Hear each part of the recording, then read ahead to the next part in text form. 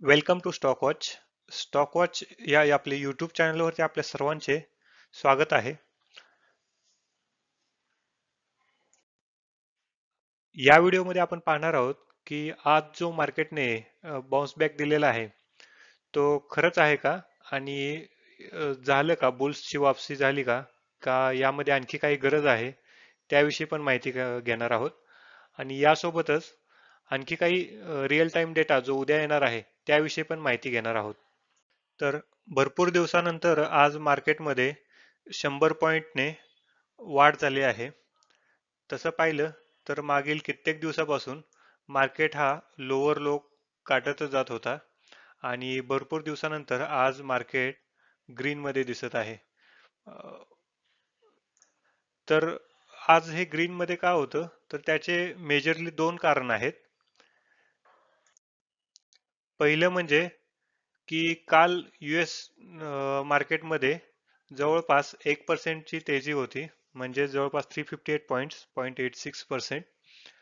आणि दुसरं कारण आहे इन्फ्लेशन डेटा. तर इन्फ्लेशन डेटा सुद्धा भारताचा काल कमी आलेला आहे आणि त्यामुळेच आज मार्केटमध्ये थोडी तेजी दिसली. तर कमी इन्फ्लेशन येणं हे चांगलंच असतं. तर रिटेल इन्फ्लेशन डेटा हा 4 मंथच्या लोवरती आहे. अ, हा डेटा किती खरा आहे आणि किती खोटा आहे याविषयी आपण न डिस्कस करता जो गव्हर्नमेंटचा डेटा आहे त्यावरच आपण फोकस करून पुढच्या गोष्टी डिस्कस करूया. आज मार्केटने त्याला थम्सअप पण दिलेला आहे. तर हे दोन्ही गोष्टी चांगल्या आल्या तर सगळं ओके झालं का? आज आता इथून पुढे मार्केटमध्ये सगळे ग्रीनच दिसेल का? तर तसं नाही मित्रांनो. ह्या दोन गोष्टी फक्त त्या अनेक गोष्टीमधल्या एक छोटासा भाग होता. तर तुम्हाला तर माहीतच आहे, कित्येक दिवसापासून मार्केटमध्ये अनेक गोष्टी ट्रेंड करत आहेत. त्यातील ह्या दोन गोष्टी काही भाग होता. तरी ह्या गोष्टी आणि कंटिन्यू आहेत मार्केटमध्ये. आजचा हा एक शॉर्ट टर्म रिकव्हरी होती. तर ह्या गोष्टीमध्ये तुम्ही अडकून फसू नका. तर मार्केटमध्ये जे रिझन चालू होते, जसं की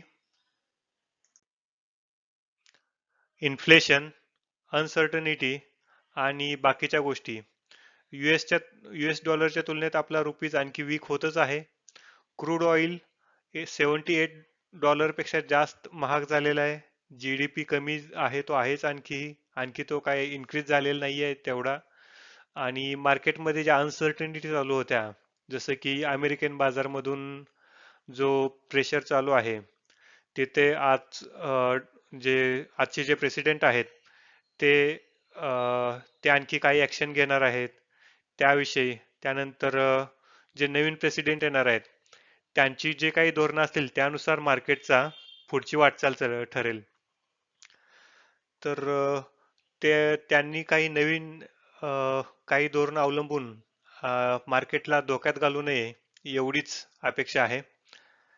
तर हे दोन तीन म्हणजे हे जे मार्केटमध्ये विक्रीसाठी जे स्ट्रॉंग रिझन होते, तो होता पहिला एक जीडीपीचा डेटा आणि दुसरा होता इन्फ्लेशन. तर इन्फ्लेशनचा डेटा थोडासा लूज आलेला आहे आणि हाच डेटा उद्या अमेरिकेमधला पब्लिश होणार आहे आणि त्या डेटावरूनच पुढची वाटचाल कळेल.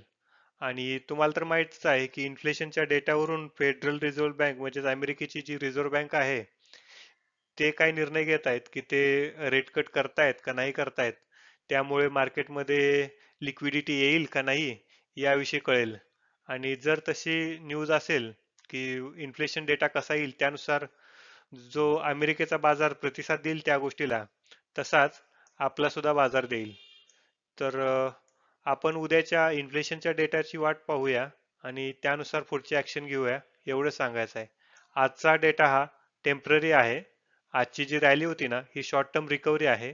तर याला एकदम बुल्सची रॅली आहे असं समजून चालू नका आणि थोडं सावध राहावा, अलर्ट राहावा, हेच आजच्या व्हिडिओमधून सांगायचं होतं.